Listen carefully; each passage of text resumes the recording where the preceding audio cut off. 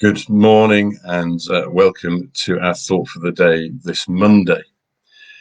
And within the suite of books that make up the common worship liturgies in the Church of England, there's one called Times and Seasons, which gives a lot of the variations that we use throughout the Church of England calendar in the year.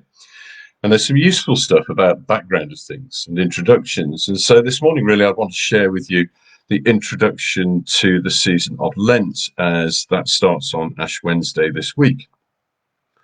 It says, Lent may originally have followed Epiphany, just as Jesus' sojourn in the wilderness followed immediately on his baptism, but it soon became firmly attached to Easter as the principal occasion for baptism and for the reconciliation of those who had been excluded from the Church's fellowship for apostasy or serious faults.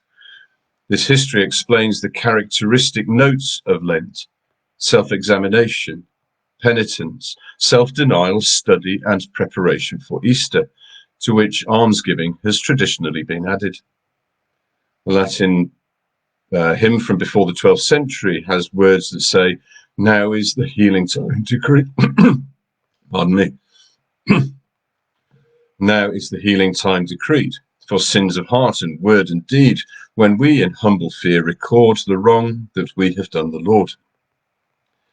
As the candidates for baptism were instructed in Christian faith, and as penitents prepared themselves through fasting and penance to be readmitted to communion, the whole Christian community was invited to join them in the process of study and repentance, the extension of which over 40 days would remind them of the 40 days that Jesus spent in the wilderness being tested by Satan. Ashes are an ancient sign of penitence. From the Middle Ages, it became the custom to begin Lent by being marked in ash with the sign of the cross. The calculation of the 40 days has varied considerably in Christian history. It is now usual in the West to count them continuously to the end of Holy Week, not including Sundays, so beginning Lent on the 6th Wednesday before Easter, Ash Wednesday. Liturgical dress is the simplest possible. Churches are kept bare of flowers and decoration, and the Gloria in Excelsis is not used.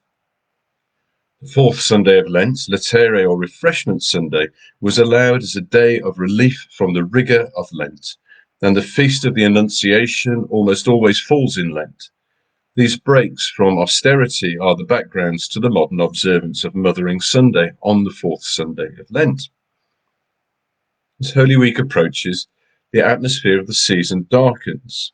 The readings begin to anticipate the story of Christ's suffering and death, and the reading of the Passion narrative gave to the 5th Sunday its name of Passion Sunday.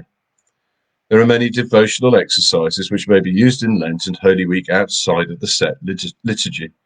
The Stations of the Cross, made popular in the West by the Franciscans after they were granted custody of the Christian sites in the Holy Land, are the best known.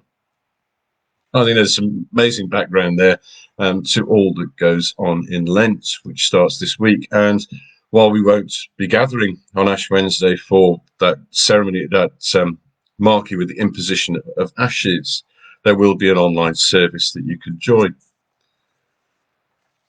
But thinking about Lent this year, it's interesting that we're in a season that has been marked by denial, imposed denial, not being able to do so many things we would want to do. And perhaps as you're thinking about Lent, when the tradition would be to give something up, you may be sat there saying, well, enough has been taken away already, so why give up something else? It may be that you choose to give something up through Lent, and in the giving up, whenever you come across moments of denial of that thing, to then give thanks to the Lord for all he has done, and to offer penance and reflection on our own lives and where we perhaps have fallen short. And that's kind of that importance in the giving things up in Lent. I want to suggest, what about, and these sort of things have been around for a while, what about doing a reverse Lent, whereby instead of giving something up in a season when we're already denied so much, you take something on, but something that is about giving away, something that is about blessing other people who are perhaps less fortunate, who can't do that, acts of kindness on each day of Lent. That would kind of balance with the almsgiving that we heard about in our in that text from Times and Seasons. So that's just my suggestion. But over the next couple of days, perhaps you can set some time aside to think about how Lent will look for you this year. Have a great Monday. Bless you, and I'll see you again soon. God bless, and bye for now.